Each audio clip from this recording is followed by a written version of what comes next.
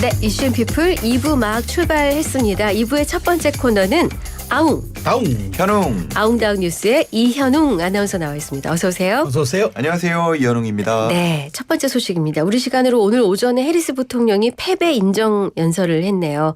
그리고 내일은 바이든 대통령이 대국민 연설한다고요? 네, 그렇습니다. 만약 이 대결이 예상대로 초접전으로 흘러갔다면 지금쯤 이제 서서히 그렇죠. 일어났을 겁니다. 네. 그런데 이미 승리 연설 진행됐고요. 승복 연설까지도 다 끝났습니다. 네. 승복 연설, 선거의 패자가 패배를 영광으로 바꿀 기회라고도 불려서 늘 승리 연설만큼이나 주목을 받는데요.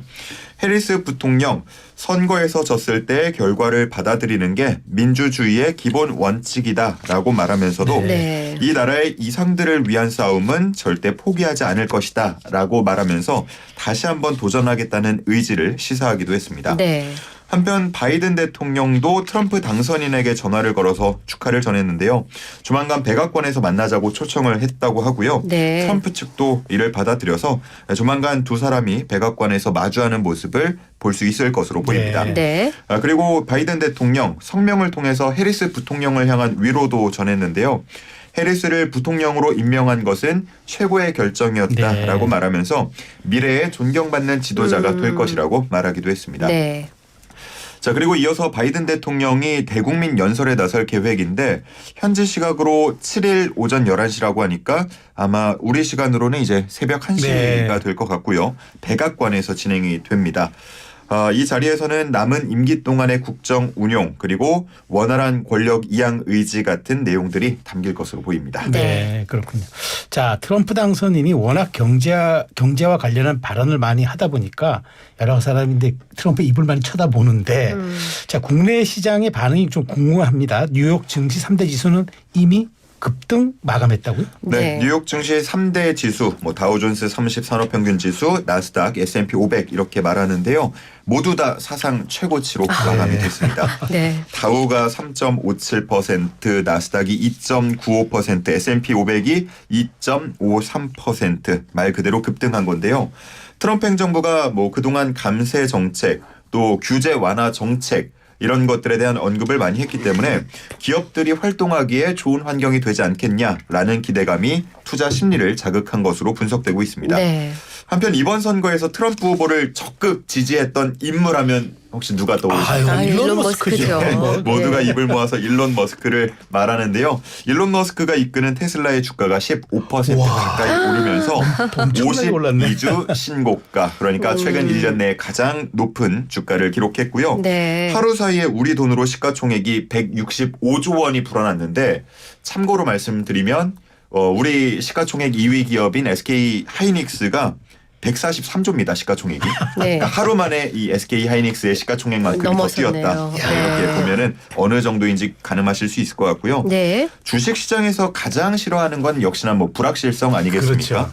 올해 대선에서 미국 대선에서 누가 이길지 알 수 없는 흐름이 계속 이어졌기 때문에 국내 주식시장 그동안 뚜렷이 상승하는 모습을 보이지 못하고 계속 눈치 보기 정세가 이어졌습니다. 네. 그러다 보니까 이제 결과 나왔으니까 좀 올라야 되지 않겠냐라는 기대감이 있는데 그런 기대와는 달리요. 국내 증시 여전히 하방 압력을 받고 있습니다. 트럼프 행정부에서 본격화할 무역 분쟁 상황에 대해서 벌써 여러 가지 고민과 셈법들이 나오고 있기 때문으로 분석됩니다. 네, 다음 소식입니다. 최근 안타까운 소식이 계속 전해지고 있는데 이번에는 새벽에 일터로 향하던 30대가 음주운전 차량에 치여 숨지는 일이 있었다고요. 네, 그제 새벽에 성남시에서 발생한 일인데요. 피해자는 무인 빨래방을 운영하던 이였습니다. 관리를 하기 위해서 새벽에 자전거를 타고 일터로 향하고 있었는데 갑자기 한 차량이 이 자전거를 덮쳤습니다. 네. 피해자는 크게 다쳤고 병원으로 옮겨졌지만 끝내 숨졌는데요. 그런데 사고를 낸 운전자가요. 사고를 내고도 멈추지 않고 그대로 달아났습니다. 네네. 목격자의 신고를 받고 출동한 경찰이 CCTV 등을 확인한 결과 사고 현장에서 1.5km 정도 떨어진 오피스텔에서 해당 차량을 발견했고요. 운전자 역시도 해당 오피스텔에서 긴급 체포했습니다. 집안에서는 운전자가 빼간 것으로 추정되는 차량의 블랙박스 메모리 카드가 발견되기도 했고요. 이 운전자가 출동한 경찰관에게 빈 술병을 보여주면서 집에 와서 술을 마셨다 라고 말한 걸로 전해지는데 네. 요즘에 논란이 많이 되고 있는 이른바 술 타기를 네. 시도한 것으로 보입니다. 네. 하지만 이 거짓말 얼마 지나지 않아서 탄로났는데요. 조사한 결과 운전자는 주점 여러 곳에서 술을 마신 뒤에 운전대를 잡은 네. 것으로 파악이 됐고 사고 당시에는 혈중 알코올 농도가 면허 취소 수준이었던 것으로 나타났습니다. 네네. 그런데 이미 충격적이지만 더 충격적인 건요.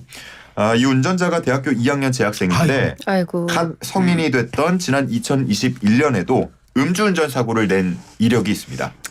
당시에 면허가 취소가 됐었는데 올해 초에 다시 면허를 취득했고 불과 수개월 만에 이렇게 끔찍한 사고를 또 낸 겁니다. 이게 음주운전은 그래서 참 이게 계속 반복된다는 얘기가 맞는 것 같아요. 그렇습니다. 자, 다음 소식인데 요즘 젊은 사람들이 그런 얘기를 한다면서요. 연애하고 싶어도 만날 곳이 없다. 진짜 그렇습니까? 뭐 그런 얘기를 주변에서 진짜 많이 합니다. 그래서 이제 네네. 각 지자체에서 미혼 남녀의 만남을 주선하는 행사를 열기도 하는데 서울시도 행사를 준비하고 있다고요? 네, 그렇습니다. 이른바 서울시판 나는 솔로 이렇게 말을 하는데 네. 표현이 좋네요. 네, 정식 명칭은 설렘 인 한강입니다. 네. 행사의 개요를 잠깐 소개를 해드리면 25세에서 39세 미혼 남녀가 대상이고요. 신청을 받아서 각 50명씩 총 100명을 선정하게 됩니다. 지난달 21일부터 신청을 받기 시작했고요. 내일 오후 6시까지인데 그제 오후 2시 기준으로 서울시가 밝힌 바에 따르면 1,600명이 넘는 신청인이 몰렸다고 합니다. 네. 많이 났네요. 그러니까 16대 1을 이미 넘어섰고 최종 경쟁률은 20대 1을 넘지 않을까 지금 예상이 되고 있습니다. 예. 서울시 관계자 얘기를 들어보면 보도자료 외에 별도 홍보를 하지 않았다 그래요. 아무래도 이게 좀 논란이 되기도 하거든요. 네네. 그러다 보니까 이제 홍보를 따로 하지 않았던 걸로 보이는데 젊은 층이 SNS에서 이 내용을 공유하면서 많은 신청자가 몰린 것으로 파악하고 있다고 말했습니다. 네네. 신청할 때는 뭐 성범죄나 아니면 이혼 전력 이런 것들을 확인하기 위해서 네. 주민등록 초본, 재직증명서, 혼인관계 증명서 결혼을 하지 않았다는. 네, 그렇습니다. 사전 검증을 하는군요. 맞습니다. 네. 이런 것들을 받아서 심사를 할 예정이고요.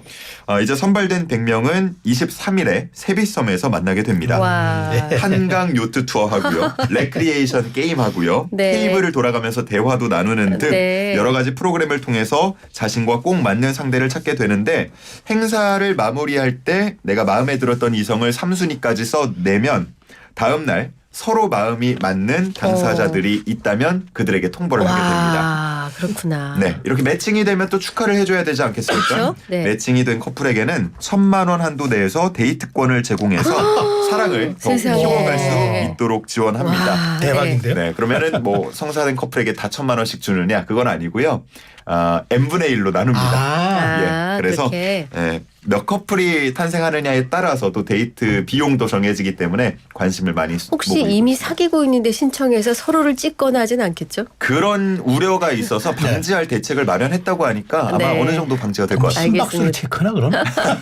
자, 마지막 소식입니다. 오늘이 절기 입동인데 정말 날씨가 겨울이 된 것 같잖아요. 네, 그렇습니다.